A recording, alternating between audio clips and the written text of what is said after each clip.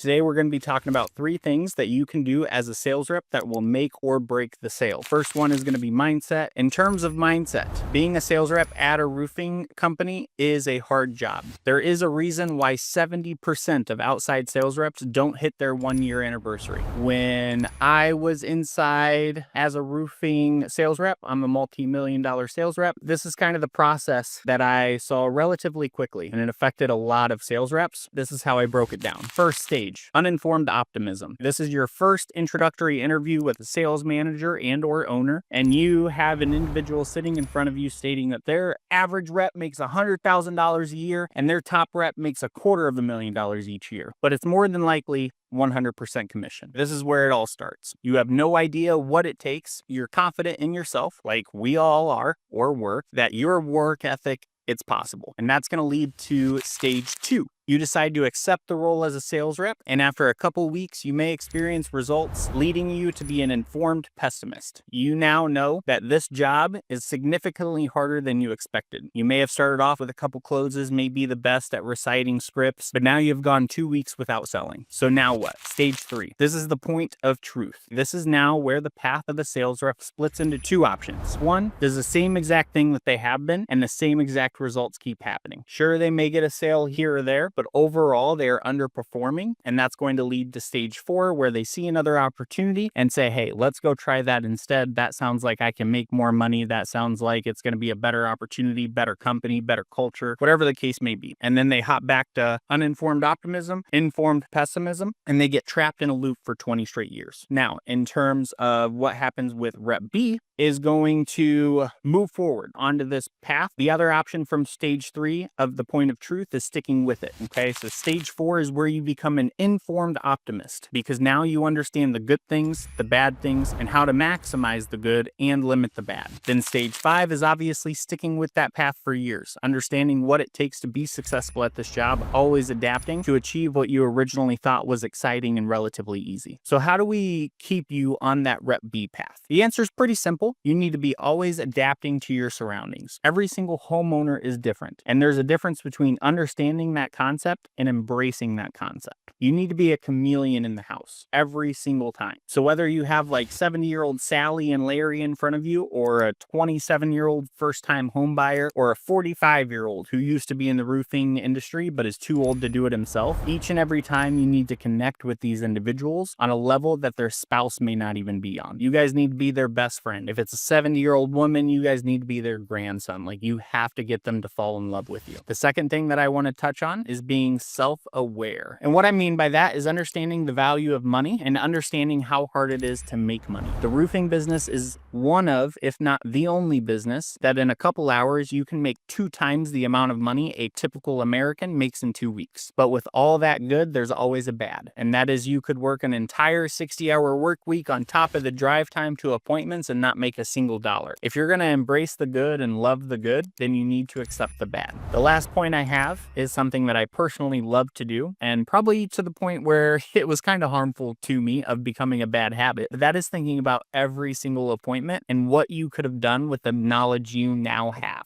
Always self-reflecting, always looking back on what happened throughout an appointment is crucial. For example, like if the homeowner said that they needed to talk to their dad about this project, and that's why they told you no. Were you blindsided by that answer? Were there moments throughout the warm-up or call to action that you labeled that objection and addressed it and overcame it without them even having to bring it up? Or did you skip over something? Did you miss that this must have been like their first big project as an adult and they would need some reassurance from someone else to say that they should go through with it? There are constantly things to think about from a 2 to 3 hour long appointment, and every single thing that you learn from the previous appointment you can apply to the next appointment to better your chances. That's what I mean by always be learning, adapting, and self-aware.